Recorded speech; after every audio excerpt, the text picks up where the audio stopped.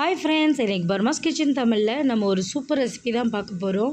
இந்த ரெசிபி யார் செய்கிறாங்கன்னு பார்த்தீங்கன்னா எங்கள் அம்மா. ஸோ எங்கள் அம்மா இது வரைக்கும் நம்மளுடைய சேனலில் செஞ்சதில்லை. இதுதான் ஃபர்ஸ்ட் டைம் அவங்க எனக்கு நெத்திலி மீன் எப்படி வைக்கணும்னு சொல்லித்தராங்க. ஸோ ஈஸியாக எங்கள் அம்மா எப்படி செய்கிறாங்கன்னு பார்க்கலாம். இது எங்கள் அம்மா ஸ்டைல் நெத்திலி மீன் குழம்பு. ஸோ ஒரு கடாய் எடுத்துக்கிட்டாங்க. அதில் ஒரு வெங்காயம், ஒரு தக்காளியை ஸ்லைஸ் பண்ணி போட்டுட்டாங்க. நெக்ஸ்ட் பார்த்திங்கன்னா கொத்தமல்லி, நல்லா ஃப்ரெஷ் கொத்தமல்லியை நல்லா வாஷ் பண்ணிவிட்டு அதையும் அதில் போட்டுட்டு நெக்ஸ்ட் கருவேப்பிலையும் போட்டுட்டாங்க. அதுக்கப்புறம் நமக்கு தேவையான அளவு வீட்டு குழம்பு மிளகாய்த்தூள் அது ரெடியாக எடுத்து வச்சுக்கோங்க. ஸோ அதிலே பார்த்திங்கன்னா மிளகாய்த்தூள், தனியா, சீரகம், பெருஞ்சீரகம் எல்லாம் என்னென்ன போடுவாங்களோ எல்லாமே இருக்குது. ஸோ குழம்பு மிளகாய் நமக்கு எவ்வளோ குழம்பு தேவையோ அதுக்கேற்ற மாதிரி மிளகாத்தூள் அதில் போட்டுக்கோங்க. நெக்ஸ்ட்டு தேவையான அளவு கல்லுப்பு, அந்த கல்லுப்பு அதில் ஆட் பண்ணிட்டாங்க. நெக்ஸ்ட் பார்த்திங்கன்னா அது எல்லாத்தையும் நல்லா க்ரஷ் பண்ணிக்கிட்டாங்க. நல்லா கையை போட்டு நல்லா, அதுதான் அம்மா கை பக்குவம்னு சொல்லுவாங்க.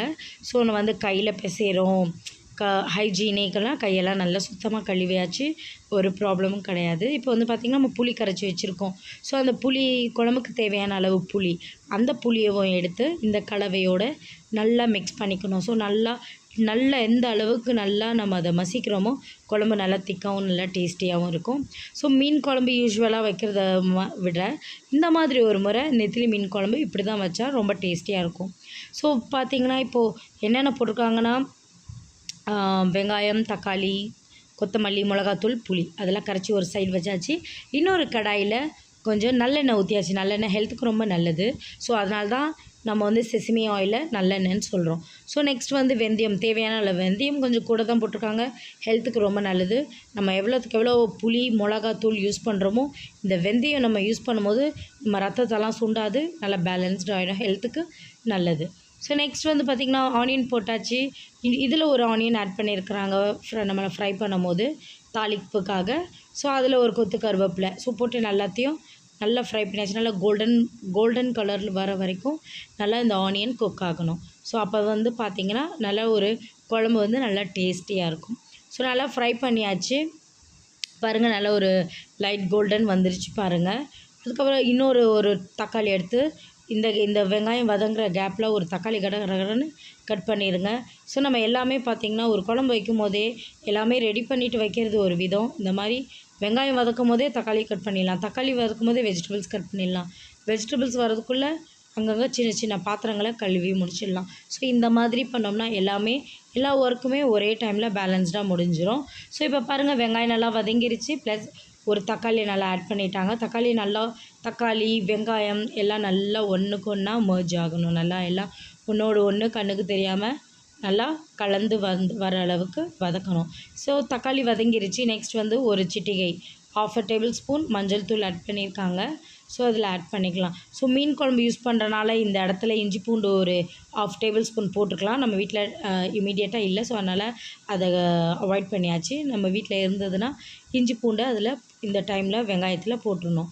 நெக்ஸ்ட் நம்ம கலந்து வச்சுருக்குறோம் அந்த கலவை இருக்குது இல்லையா, அந்த புளி தண்ணி, மிளகாத்தூள், வெங்காயம், தக்காளி, கொத்தமல்லி கலவை, அந்த கலவையை எடுத்து இந்த தாளிப்பில் கொட்டிட வேண்டியதான். So very very very simple. Bachelors கூட பண்ணலாம். ரொம்ப சிம்பிளாக இருக்கும், டேஸ்டியாகவும் இருக்கும்.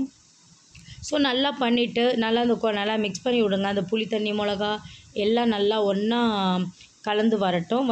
நல்லா கொதிச்சதுன்னா இதில் இருக்க பச்சை வாசனைலாம் போகும். நம்ம எண்ணெயில் தான் ஃப்ரை பண்ணி நார்மலாக குழம்பு வைப்போம். இது ஒரு மெத்தடு. நெத்திலி குழம்புனா இப்படி தான் இருக்கும், இப்படி தான் வைக்கணும். வச்சிங்கன்னா ரொம்ப நல்லாயிருக்கும்.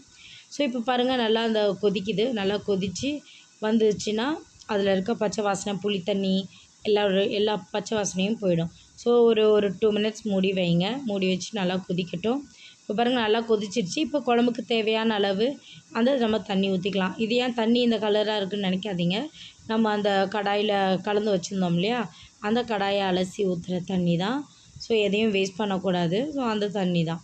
ஸோ நமக்கு தேவையான அளவு குழம்பு எவ்வளோ வேணும்னு நினைக்கிறோமோ அந்த அளவுக்கு நமக்கு தண்ணி ஊற்றிக்கணும். தண்ணி ஊற்றிட்டு நல்லா மிக்ஸ் பண்ணி விட்டுடுங்க. மிக்ஸ் பண்ணிவிட்டு அதுக்கப்புறம் பார்த்திங்கன்னா இதில் க்ரீன் சில்லி ரெடியாக எடுத்து வச்சுக்கோங்க.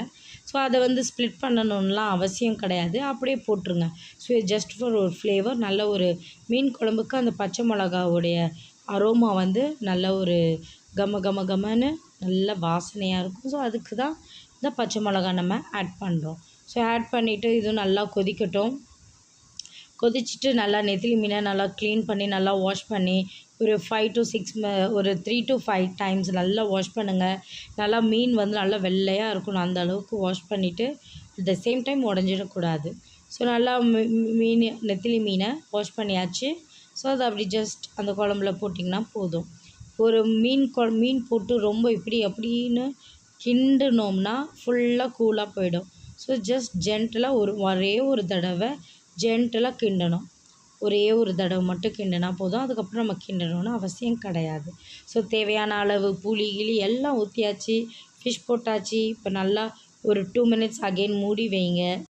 நல்லா மூடி வைக்கணும். 2 minutes நல்லா மூடி வச்சு சிம்மில் மீடியமான ஹீட்டில் வச்சுட்டு நல்லா கொதிக்க விடுங்க. ஃபிஷ் வந்து ஒரு 3 to 5 minutesல நல்லா குக் ஆகிடும். அதுக்கப்புறம் நம்ம வந்து ஃப்ரெஷ் கொத்தமல்லி அதை வந்து நல்லா நறுக்கி நம்ம இந்த இதில் போட்டோம்னா குழம்பு ரெடி.